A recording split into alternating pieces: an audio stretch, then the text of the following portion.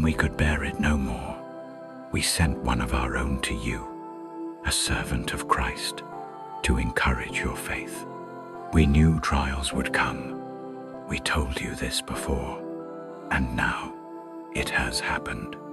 Still, we are comforted because your faith has remained strong.